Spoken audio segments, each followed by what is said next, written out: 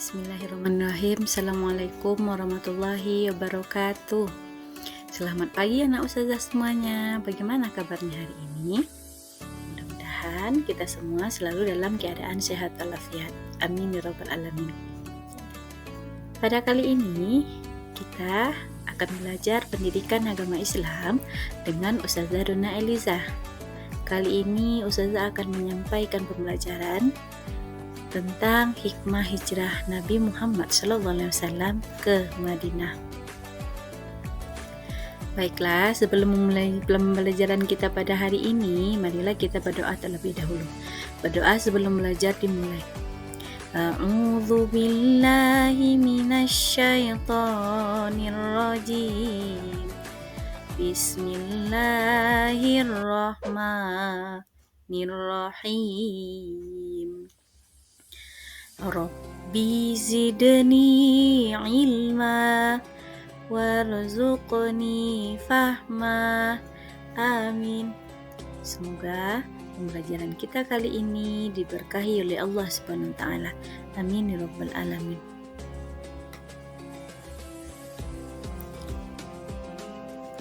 Sebelum kita masuk ke pembelajaran selanjutnya, Ustazah akan mengulang kembali materi pada minggu lalu. Minggu lalu kita sudah belajar tentang kisah perjalanan hijrah Nabi Muhammad SAW, yaitu diawali dengan turunnya surat Al-Anfal ayat 30. Kemudian Nabi Muhammad mendatangi Abu Bakar dan mengatakan akan melaksanakan hijrah. Kemudian Nabi Muhammad dan Abu Bakar itu keluar pada malam hari dari rumahnya dan berjalan melewati bukit yang terjal yang disebut dengan Bukit Tur. Kemudian mereka menginap selama 3 hari di Gua Thur. Setelah itu mereka melanjutkan perjalanan, yaitu setelah sampai di desa Quba, Nabi Muhammad tersebut mendirikan masjid yang disebut dengan Masjid Quba. Kemudian beliau meneruskan perjalanan dan barulah beliau sampai ke kota Yasrib. Kota Yasrib itu sekarang diberi nama dengan kota Madinah. Kemudian setelah itu beliau menetap di sana. Nah, sekarang kita lanjutkan pada materi kita kali ini, yaitu hikmah yang dapat kita ambil dari kisah hijrahnya Nabi Muhammad SAW ke Madinah. Apa saja hikmah dan teladan yang bisa kita ambil dari kisah hijrah Nabi Muhammad SAW ke Madinah tersebut?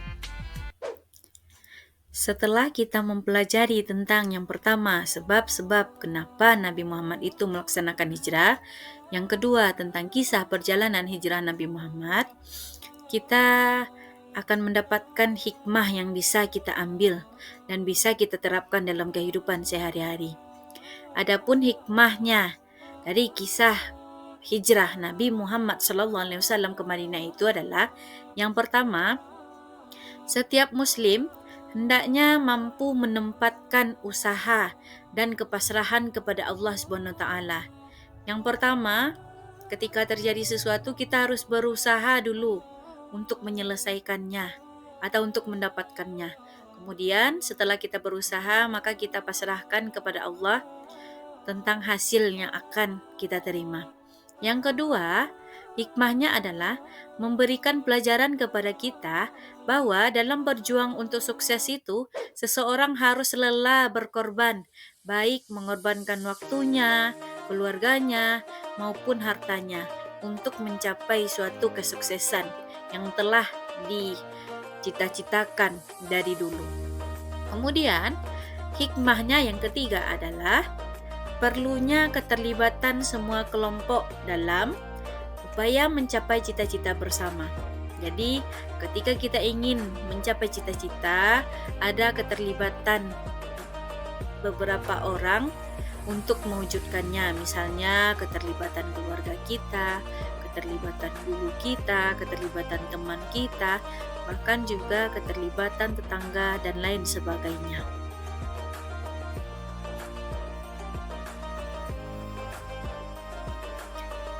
Baiklah, setelah kita mempelajari hikmah kisah perjalanan hijrah Nabi Muhammad SAW, kita masuk ke pembelajaran selanjutnya, yaitu perilaku meneladani hijrah Nabi Muhammad SAW.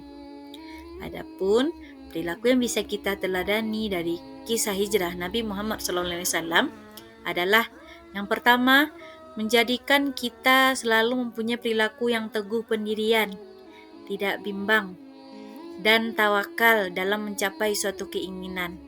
Kita terus berusaha dan berdoa untuk mencapai suatu keinginan yang telah kita cita-citakan dari dulu. Kemudian yang kedua, menjadikan kita selalu mempunyai perilaku yang ikhlas dan rela berkorban. Apapun yang kita lakukan, kita harus dasari dengan keikhlasan, dan juga kita harus rela mengorbankan waktu tenaga kita untuk mencapai keinginan. Kemudian, yang ketiga yaitu menjadikan kita selalu memiliki dan membiasakan perilaku percaya diri. Kita harus percaya pada diri kita sendiri, bahwasanya kita mampu untuk mewujudkannya. Kita juga harus teguh pendirian, tidak boleh goyah dan bimbang, dan juga kita harus bertanggung jawab dengan tugas yang kita laksanakan, atau bertanggung jawab dengan apa yang telah diberikan kepada kita.